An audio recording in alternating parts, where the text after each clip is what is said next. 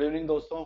दर्श एजुकेशन आपकी live plate आप सभी लोगों का स्वागत। और था पेपर सॉल्विंग में 9 जुलाई की पहली शिफ्ट है। पहली शिफ्ट में क्या है कि भौतिक माध्यम और उनके अपवर्तनांक के संबंध में गलत युग्मक की पहचान की। तो भौतिक माध्यम और उनके अपवर्तनांक identify the incorrect pair regarding the material media and their refractive index। तो इनका रिफ्रैक्टिव इंडेक्स में गलत पहचान। देखो इसका जो है बेंजीन का 242 जो है ये भौतिक माध्यम और उसके बेंजीन का 2.42 अपवर्तनांक ही। बाकी केरोसिन का 1.4 है, रूबी का, नीलम का, तीनों का सही है। में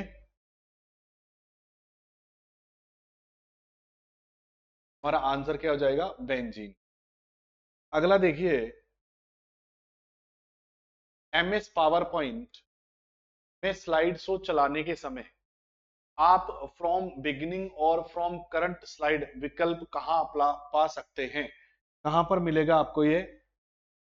इसमें कह रहा है MS पावर पॉइंट में स्लाइड शो चलाने के लिए आप from beginning from current slide, तो ये हो जाएगा हमारा स्लाइड शो। जैसे हम स्लाइड शो टैब पर करेंगे तो हमें फ्रॉम बिगिनिंग और फ्रॉम करंट स्लाइड का विकल्प मिल जाएगा। अगला देखो, नवंबर 2022 में उच्चतम न्यायालय ने आर्थिक रूप से पिछड़े वर्गों के कोटे 10% आरक्षण को बरकरार रखा है। यह ईडब्ल्यूएस आरक्षण निम्नलिखित में से किस आयोग की सिफारिश के आधार पर प्रदान किया गया? तो देखो, सरकार या आयोग इससे संबंधित है ही नहीं। सरकार या आयोग जो है केंद्र राज्य संबंधों से संबंधित है। केलकर आयोग भी जो है रिजर्वेशन देने से संबंधित है। मंडल आयोग भी आरक्षण देने से संबंधित है। इनके आधार पे ओबीसी बनाई गई। ठीक है। सिन्नो, एसआर सिन्नो ये major general, retired major general हैं। तो 2005 में यूपीए गवर्नमेंट ने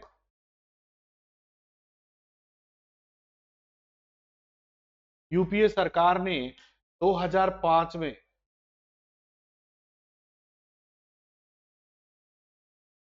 एसआर सिन्नो अध्यक्षता में एक कमेटी गठित की थी। इसका काम था ईडब्ल्यूएस वर्ग के लोगों के लिए आरक्षण की व्यवस्था के लिए सिफारिशें करना। तो ये सिन्नो आयोग की सिफारिशों को ध्यान में रखते ही वर्गों के 10% आरक्षण को बरकरार रखा गया। ठीक है। अगला क्वेश्चन चलते हैं।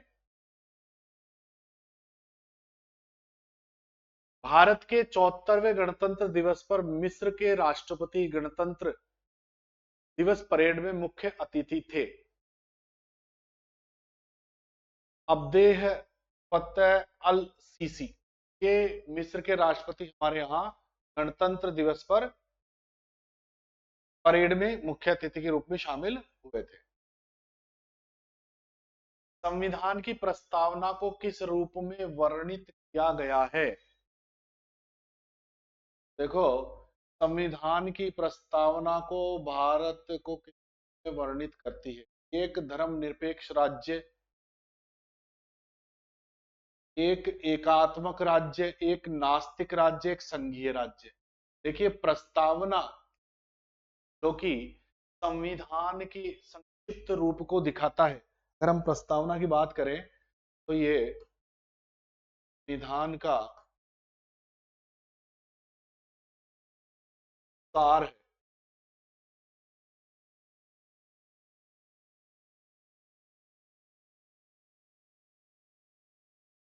प्रस्तावना संविधान का सार है। ठीक है। और यहां प्रश्न में हमसे पूछा गया है कि प्रस्तावना भारत को किस रूप में, तो प्रस्तावना हमें भारत को सेक्युलर स्टेट या एक धर्म निरपेक्ष, पंथ निरपेक्ष, ये तो क्या है कि थोड़ा ट्रांसलेशन ये अपने हिसाब से कंप्यूटर के हिसाब से कर देते हैं, ठीक है, वरना ऐसा नहीं है ये नास्तिक कोई है शब्द, ये तो ट्रांसलेशन कर दे, वरना क्या है सेक्युलर स्टेट, सेक्युलर स्टेट, और या हम इसको पंथ निरपेक्ष या धर्मनिरपेक्ष राज्य कह सकते, पंथ निरपेक्ष या धर्म निरपेक्ष, ठीक है, तो ये नास्तिक की जगह हम ये शब्द प्रयोग। अगला देखो, भारत में आधुनिक नृत्य के जनक के रूप में किसे जाना जाता है? आधुनिक नृत्य के जनक के रूप में उदय शंकर जी को जाना जाता है। इन्होंने भारतीय शास्त्रीय नृत्य को विदेशों तक पहुंचाया। ये एक प्रसिद्ध कोरियोग्राफर है।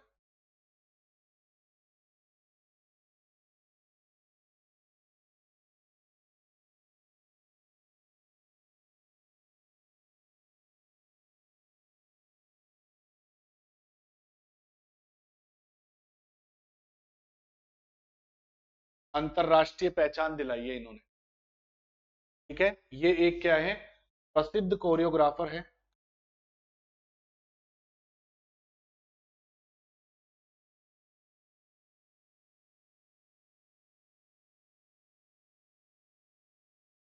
एक प्रसिद्ध कोरियोग्राफर रहे। अगला क्वेश्चन देखते हैं, शतरंज में सफेद प्यादों की संख्या कितनी होती है? तो देखो, काले हो चाहे सफेद, सबकी 8-8 होती है। काले प्यादे 8 और सफेद प्यादे भी 8।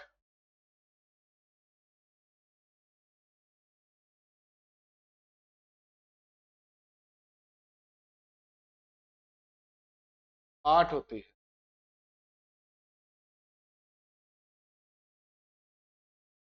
ठीक है, सफेद प्यादे 8 और काले प्यादे 8 होते हैं।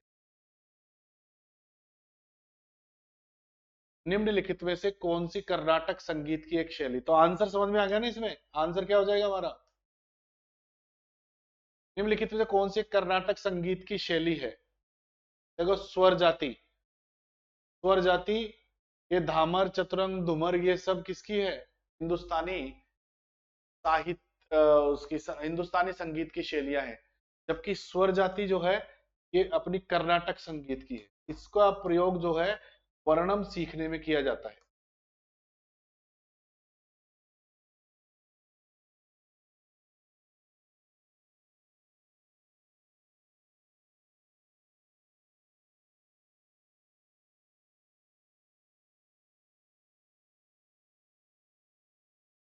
का प्रयोग वर्णम सीखने में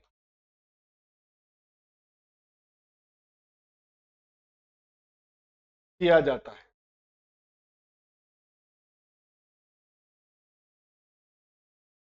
तो स्वर जाति क्या है?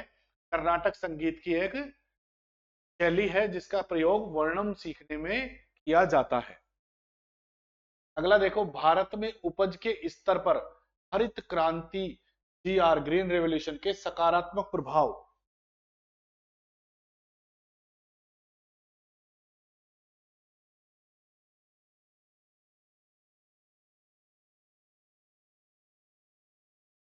सकारात्मक प्रभाव के संबंध में निम्नलिखित में से कौन सा एक कथन सही है? हरित, तो कथन एक, स्टेटमेंट पहला देखो, during the post GR period the yield of rice grew at a much faster rate than that of wheat। हरित क्रांति के पश्चात चावल की उपज गेहूं की उपज की तुलना में बहुत तेज दर से बढ़ी। बताइए क्या होगा इसका आंसर?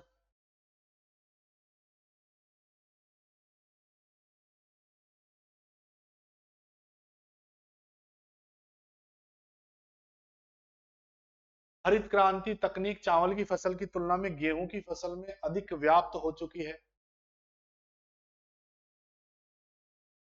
और हरित क्रांति के बाद, अच्छा पहले का तो है नहीं इसमें। सेकंड का हिंदी नहीं है। अ, हरित क्रांति तकनीक ने जो है गेहूं की फसल में ज्यादा उपज दी है वनस्पत राइस के।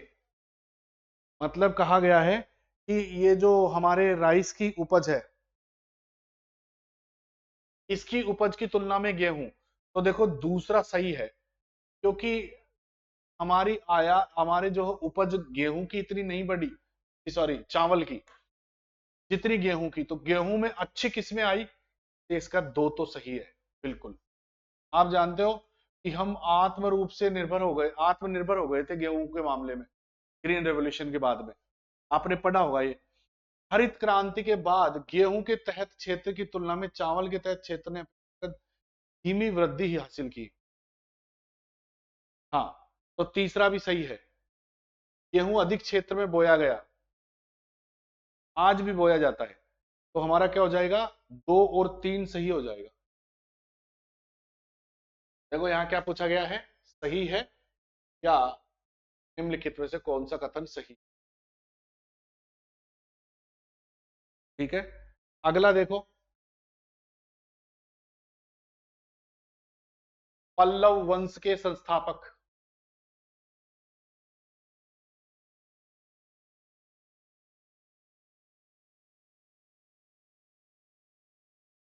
पल्लव वंश के संस्थापक सिंह विष्णु थे।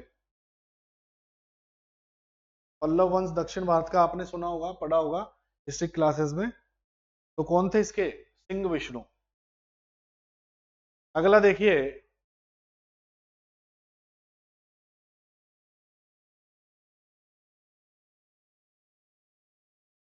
11वां आपके सामने। प्रेस और पत्र पत्रिकाओं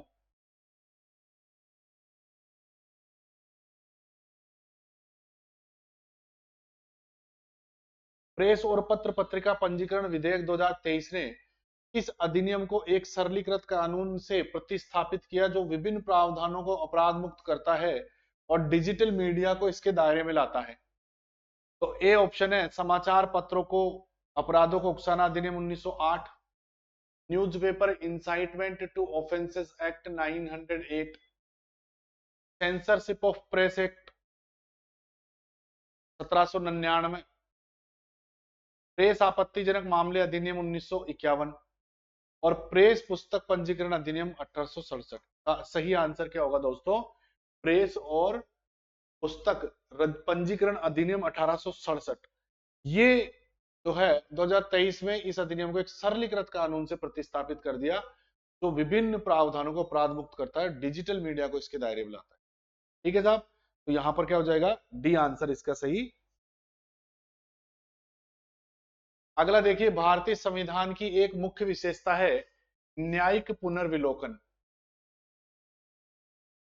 न्यायिक पुनर्विलोकन क्या होता है, पहले तो ये समझ लेते हैं। तो न्यायिक पुनर्विलोकन या जुडिशियल रिव्यू में देखिए,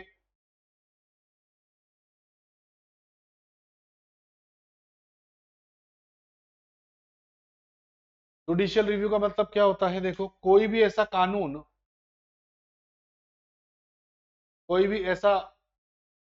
सबसे पहले तो देखो इसकी प्रोसेस क्या है, कोई बिल है। अब ये बिल सबसे पहले कहाँ जाएगा, अगर राष्ट्रीय स्तर का है तो लोकसभा या राज्यसभा, और दोनों जगह से ये पास होकर, पारित होकर, दोनों जगह से ये पास होकर या पारित होकर के कहा जाएगा,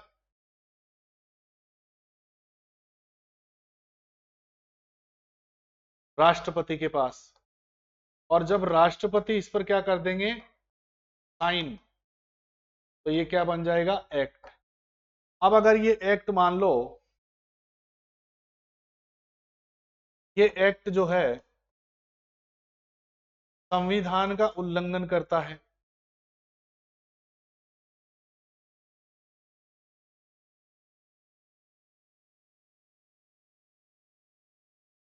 या मौलिक अधिकार, एफआर का मतलब है मौलिक अधिकार, यहां FR का क्या मतलब है?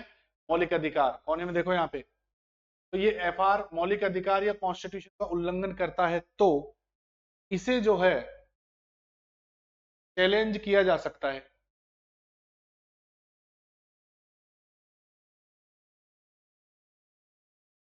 ठीक है,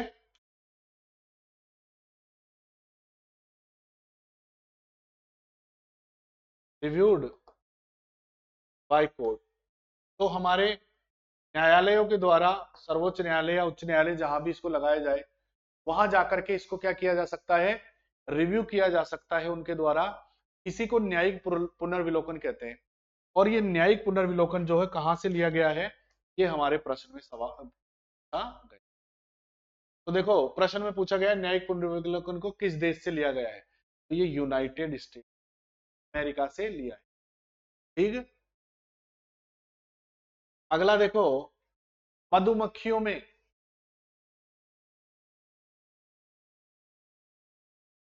मधुमक्खियों में in honey bees males are haploid and females are diploid. नर अगुणित होते हैं और मादा द्विगुणित होती है। नर चतुर्गुणित होते हैं और मादा त्रिगुणित होती है, ये गलत है। नर द्विगुणित होते हैं और मादा अगुणित होती है, ये भी गलत है। ये भी गलत है। तो हमारा सही आंसर क्या हो जाएगा? मधुमक्खियों में नर अगुणित होते हैं, हैप्लॉइड होते हैं, और फीमेल्स डिप्लॉयड होती हैं, या ये द्विगुणित होती है। अगला क्वेश्चन देखो, जीमेल में शॉर्ट करने की तारीख चुनने के लिए आपको निम्न में से किस पे क्लिक किया जाना चाहिए?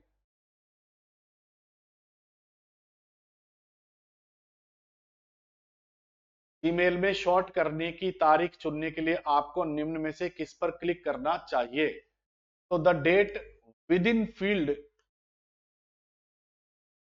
आप इस पर क्लिक करोगे तो जीमेल में शॉर्ट करने की तारीख आपको मिल जाएगी।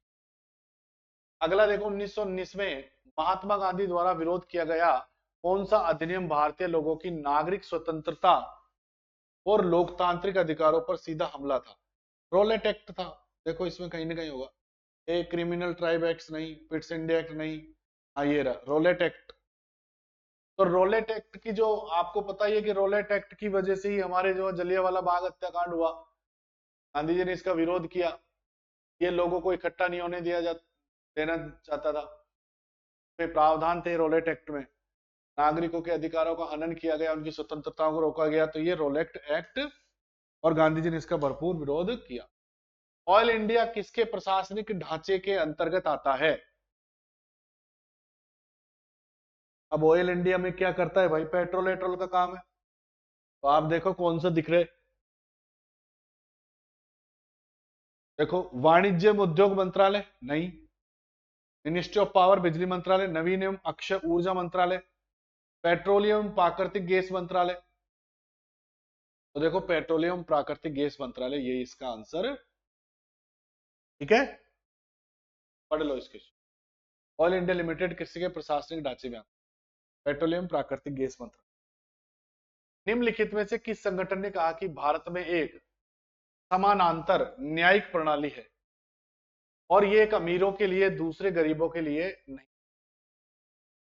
इस संगठन ने कहा था कि भारत में एक समानांतर न्यायिक प्रणाली है जो कि अमीरों के लिए अलग और दूसरी गरीबों के लिए नहीं हो सकती। तो ये सुप्रीम कोर्ट ही कहेंगे, और कौन कहा? वैसे सुप्रीम कोर्ट ने कहा है, सर्वोच्च न्यायालय।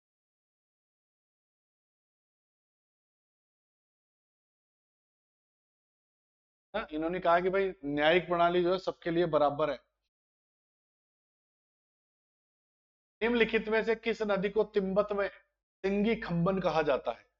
ठीक है, तो सिंधु नदी को क्या कहा जाता है?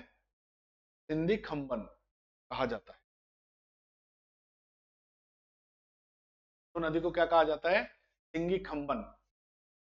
तिब्बत में जब बहती है तो वहां पर इसको सिंगी। अगला देखो, एम एस धोनी को किस वर्ष में पद्मश्री पुरस्कार से नवाजा गया?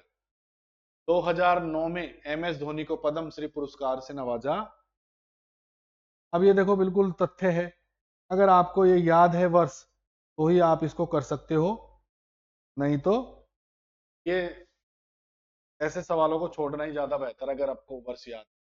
यूरेनस की गति में गुरुत्वाकर्षण प्रेरित विक्षोभ का अध्ययन करने करके नेपच्यून ग्रह के अनुमानित स्थान की गणना किसने की थी? तो उस वैज्ञानिक का नाम पूछा गया है, अर्बेन जीन जोसेफ बेरियर। ठीक है, इनका नाम पूछा गया है। अगला देखो, अखिल भारतीय फुटबॉल महासंघ का गठन किस वर्ष में किया गया था? अखिल भारतीय फुटबॉल महासंघ का गठन 1937 में किया गया था। Akhil Bharatiya all India football federation. अगला क्वेश्चन देखते हैं, निम्नलिखित में से किसे हिंदुस्तानी शास्त्रीय संगीत के समय इकाइयों की चक्रीय व्यवस्था कहा जाता है? ताल होती है, ठीक है, इकाइयों की जो units in Hindustani classic musical arrangement, cyclic arrangement, ताल से ताल मिला जो साइक्लिक अरेंजमेंट बनता है, इसको ताल से ताल मिला गाना है ना वो, इसी पे। निम्नलिखित में से क्या सरकारी प्रतिभूतियों की खरीद और बिक्री को प्रतिबंधित करता है, ओ सॉरी संबंधित करता है, संदर्भित करता है? Which of the following refers to purchase and sale of government securities? निम्नलिखित में से क्या सरकारी प्रतिभूतियों की खरीद और बिक्री को संदर्भित करता है? बैंक दर नहीं, बैंक रेट कैसे होगी? बैंक रेट तो वो है जिसपे लैंड करते हैं, पैसे देते हैं। रिजर्व आरक्षित रेशियो ये भी नहीं है, उच्च शक्ति मुद्रा ये भी नहीं है, तो आंसर क्या हो जाएगा? खुले बाजार की क्रियाओं के अंतर्गत आता है हमारा सरकारी प्रतिभूतियों की खरीद और बिक्री। अगला देखिए, भारत की जनगणना 2011 के अनुसार भारत का लिंगानुपात प्रति 1000 पुरुषों पर महिलाओं का कितना है?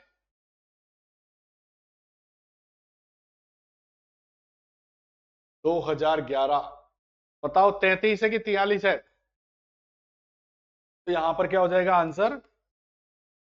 933 और 943, सॉरी 33 पे कंफ्यूज नहीं होना, 940।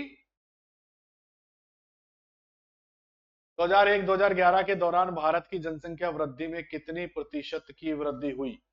2001 से 2011, ये प्रश्न पहले भी आ चुका है, पहले भी करवाया है मैंने आपको सॉल्व। इसमें काफी सारे क्वेश्चंस तो पुराने रिपीटेड है अगले में, ठीक है। तो ये है अपनी 17.64। Mundra thermal power plant Gujarat के किस जिले में स्थित है? बताओ, मुंद्रा पावर प्लांट कहां पर है? मुंद्रा पावर प्लांट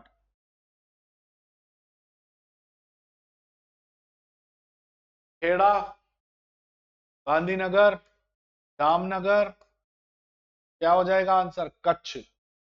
गुजरात के कच्छ में मुंद्रा थर्मल पावर प्लांट उपस्थित। उस संगीत वाद्य यंत्र का चयन कीजिए जो आघात के माध्यम से नहीं बजाया जाता है। Select the musical instrument which is not played by of percussion और not played by way of string object. मतलब स्ट्राइकिंग का मतलब उसको बजाना, तो पखावज को भी बजाया जाता है, ड्रम भी बजाया जाता है, तबला भी बजाया जाता है, तो फिर इनमें क्या है? शहनाई वो मुंह से बजाई जाती है, तो इसमें कोई आघात नहीं होता है हवा की, और मुंह का जो टेक्निक होती है इसे बजाते हैं शहनाई। ताकत लगती पूरी पसलियां ये सब चिपक जाते हैं अंदर। अभी देख लेना शहनाई शहनाई पुंगी, ये ऐसे बजाने वाले आदमी कभी मोटे नहीं होते, पतले पतले से दिखेंगे आपको, पसलियां इनकी इतनी इतनी से दिखेगी चिपकी हुई।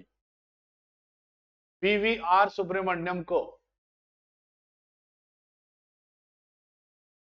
फरवरी 2023 में नीति आयोग के सीईओ के रूप में नियुक्त किया गया था। अभी के समय भी बीवीआर सुब्रमण्यम ही है नीति आयोग के सीईओ, वर्तमान में भी यही है। नीति आयोग के बारे में जानते हो आप? नीति आयोग क्या है? इसकी स्थापना कब की गई थी? 2015 में।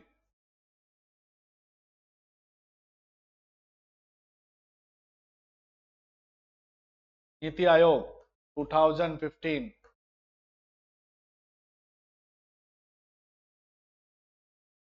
2015 में, और इसको कैबिनेट के एक रेजोल्यूशन के द्वारा बनाया गया था। ये चेयरमैन कौन होते हैं? इसके चेयरमैन होते हैं पीएम, के बाद फिर होता है सीईओ, इकोनॉमिस्ट। काफी सारी संरचना है नीति आयोग की, इसमें कई, ये एक थिंक टैंक का काम करता है। जो काम हमारा प्लानिंग कमीशन करता था पहले, वही काम अब क्या करता है हमारा नीति आयोग।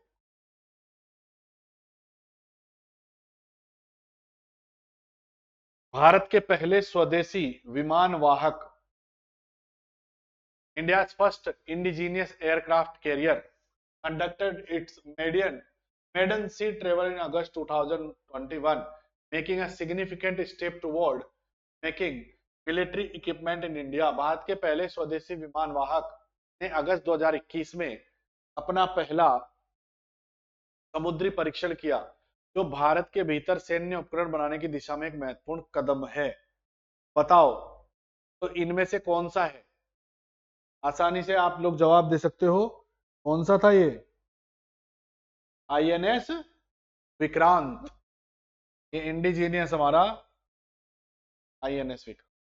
अगला देखो, who founded the Bombay presidency association in 1885 along with Firoz Shah Mehta and K T Telang. Firoz Shah Mehta और केटी तेलंग के साथ 1885 में बॉम्बे प्रेसिडेंसी की स्थापना किसने की थी? तो बदरुद्दीन तैयब जी नाम दिखेगा कहीं, देखो ये रहा सेकंड नंबर पे, बदरुद्दीन तैयब जी ने फिरोज शाह मेहता और केटी तेलंग के साथ मिलकर के बॉम्बे प्रेसिडेंसी। हाँ, अगला देखो,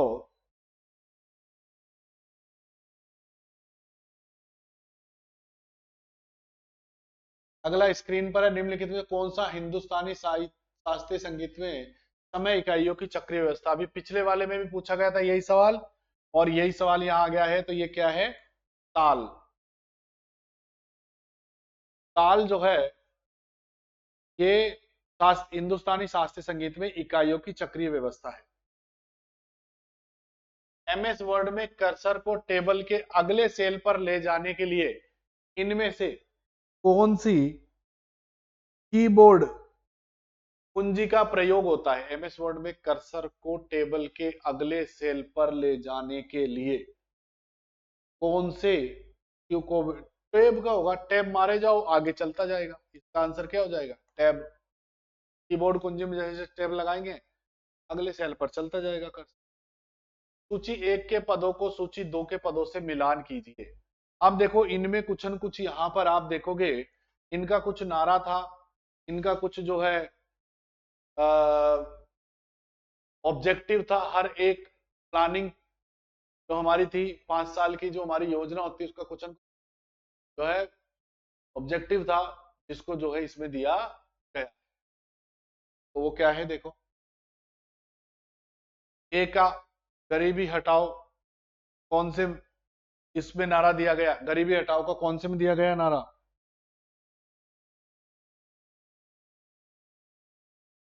पांचवी पंचवर्षीय योजना में गरीबी हटाओ का। एलपीजी पॉलिसीज कब लाए गए? 8 5 ईयर प्लान में। और रोलिंग मतलब वापस लेना, ये 78 से 80।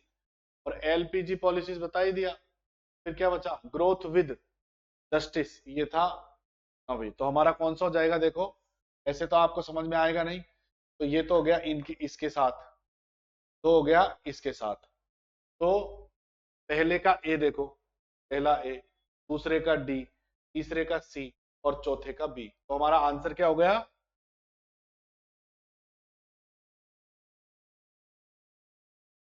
ठीक है। योजना आयोग प्रत्येक 5 वर्ष के लिए एक ही पंचवर्षीय योजना बनाया करता था। इसी को क्या कहा गया है? Planning commission. अब इस प्लानिंग कमीशन की जगह क्या आ गई है? नीति आयोग। चर्चा अभी मैंने थोड़ी देर पहले।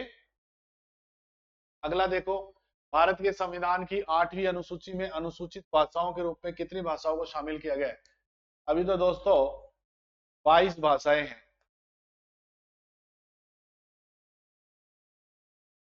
ठीक है, कितनी भाषाएं हैं? 22 भाषाएं हैं, और इनमें उर्दू, संस्कृत, हिंदी, कन्नड़, मलयालम, तेलुगु, तमिल, उड़िया, ये सारी भाषाएं इसमें शामिल है। मणिपुरी, वो सब आ जाएंगी हमारी, तो पूरी करके 22 भाषाएं इसमें। एमएस वर्ड में एक खाली नया डॉक्यूमेंट खोलने के लिए कीबोर्ड में कौन सा जो है हमें शॉर्टकट यूज करना पड़ेगा? खाली नया डॉक्यूमेंट, तो ये CTRL-N हो जाएगा। CTRL+N दबाएंगे हम, और एमएस वर्ड में खाली और नया डॉक्यूमेंट खुल जाएगा। भोटिया नृत्य कला निम्नलिखित में से किस भारतीय राज्य का एक लोक नृत्य है? भोटिया जनजाति के बारे में भी आपने सुना होगा, ठीक है, तो ये कहाँ है? उत्तराखंड। उत्तराखंड में हमको क्या मिलेगी? भोटिया जनजाति भी, और ये भोटिया नृत्य भी है उसका, ये एक राज्य का लोक नृत्य भी है।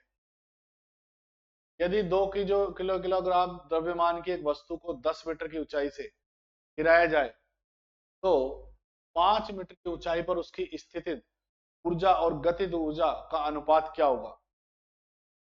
तो साहब देखो, ये फिजिक्स का सवाल है जिसमें क्या कहा गया है, अगर हम 2 किलो द्रव्यमान की एक वस्तु को 10 मीटर से की और 5 मीटर की ऊंचाई पर से उसकी ऊर्जा और गति, तो 1/1 हो जाएगा ये, 1:1। तो 10 और 5 का जो है 2 किलो द्रव्यमान है और 10 मीटर की ऊंचाई से, तो 5 मीटर, तो यार 10 मीटर स्क्वायर सेकंड निकालेंगे तो क्या निकल जाएगा? 1:1 आ जाएगा। भारत का 15वां राष्ट्रीय जनगणना सर्वेक्षण किस वर्ष आयोजित किया गया? 15वां राष्ट्रीय जनगणना सर्वेक्षण, मतलब हमारी 15वीं जनगणना 2011। अब कौन सी होगी हमारी? अब होगी हमारी 16वीं। ईस्टर किस धर्म का धार्मिक त्योहार है? ईस्टर किसका है? ईसाइयों का। वेरी सिंपल, ये तो हम जानते ही हैं। Easter is religious festival of भाई। बहमनी सल्तनत के संस्थापक कौन थे? बहमन का तो देखो नाम होगा, मोहम्मद शाह, फिरोज शाह बहमनी नहीं, मोहम्मद बिन तुगलक, अलाउद्दीन हसन बहमन शाह, ये बहमनी सल्तनत के स्थापक थे। अब देखो अगला,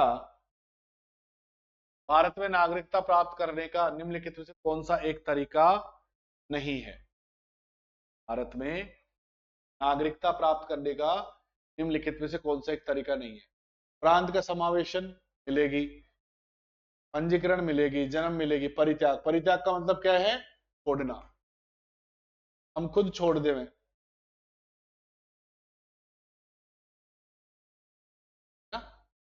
5 तरीके से मिलता है, जन्म के आधार पर,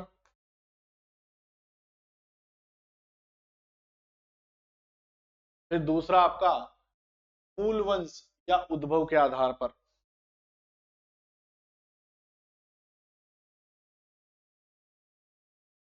मूल वंश या उद्भव के आधार पर, और तीसरा हमारा क्या है? पंजीकरण। चौथा क्या हो जाएगा? देशीयकरण।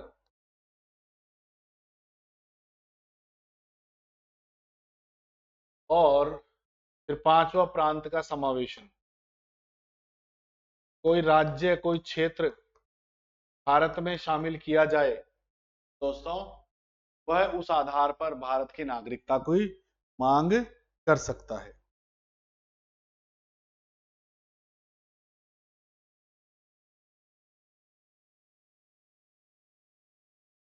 अगला क्वेश्चन देखो दोस्तों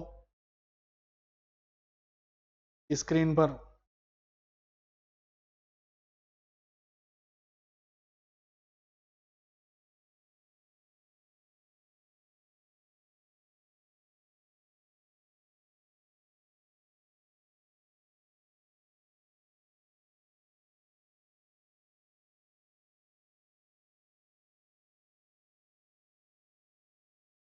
कौन सा शहर 2028 ओलंपिक खेलों की मेजबानी करेगा? तो ओलंपिक खेलों की मेजबानी कौन करेगा? लॉस एंजल्स यू है। हाल ही में 2024 में वही है ओलंपिक गेम्स। अब जो 28 में होंगे वो कहां पर होंगे? यूएसए में। तो देखो, अगला देखो, मार्च 2023 में रश्मि शुक्ला को किस संगठन के महानिदेशक के रूप में नियुक्त किया गया? रश्मि शुक्ला, बताइए किस संगठन में इसको किया गया?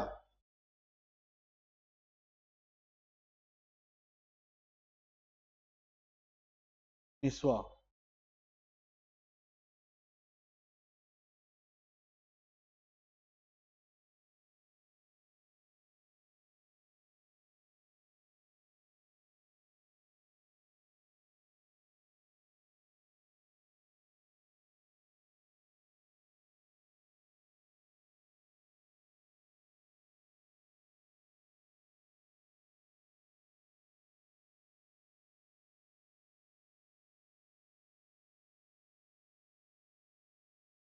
'अब आ जाओ अपना अगला।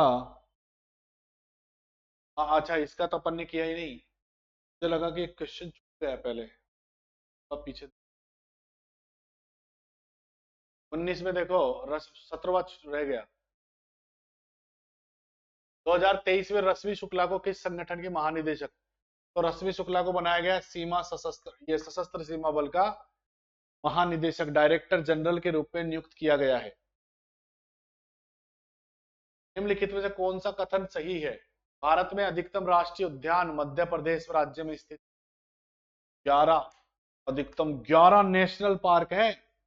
आप समझो मध्य प्रदेश में। तो बिल्कुल जो है सत्य लग रहा है मेरे को तो ये। देख लेते कुछ और आ जाए तो वैसे तो है ही। दूसरा, the Mudumalai national park is located in India और इन केरला।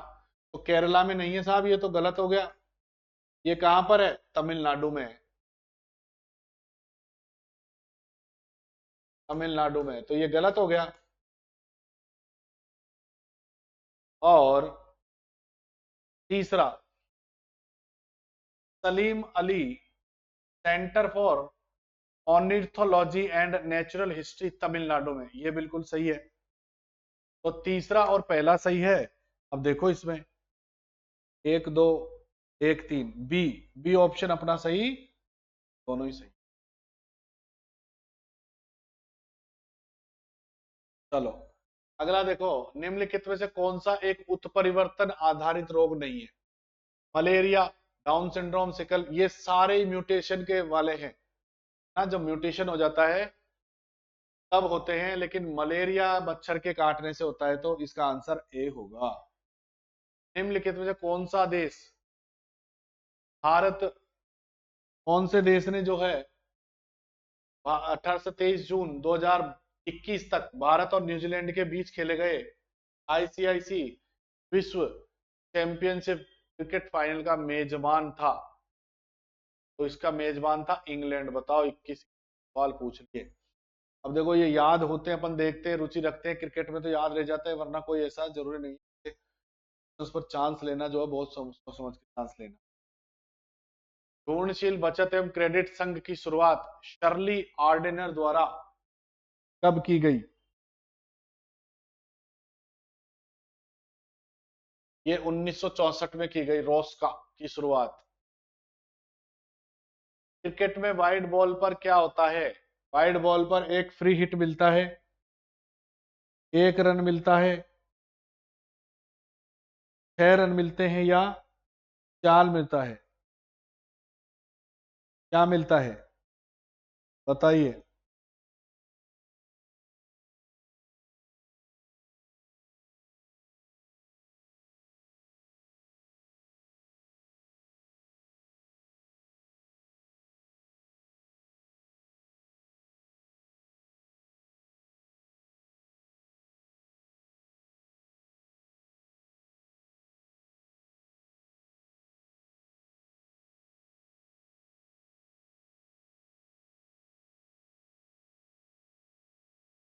देखो 4 ऑप्शन है अपने सामने, एक फ्री हिट मिलेगा, एक रन मिलेगा, या 6 रन मिलेंगे, क्या मिलेगा? में पेनल्टी के रूप में एक एक्स्ट्रा रन दिया जाता है, आंसर हो जाएगा 1 रन। पृथ्वी के चक्कर लगा रहे किसी पिंड, जैसे कि किसी उपग्रह के कक्षक में बिंदु जो पृथ्वी के केंद्र में सबसे अधिक दूरी पर है, कहलाता है, ये कहलाता है अपोगी। पृथ्वी के चक्कर लगा रहे किसी पिंड जैसे किसी उपग्रह के कक्षक में बिंदु जो पृथ्वी के केंद्र में सबसे अधिक दूरी पर है, ये एपोगी कहलाता है साहब। ठीक है, ये अपने हो गए 9 तारीख के 2, कल अपन इसके 9 तारीख के तीसरा और चौथा,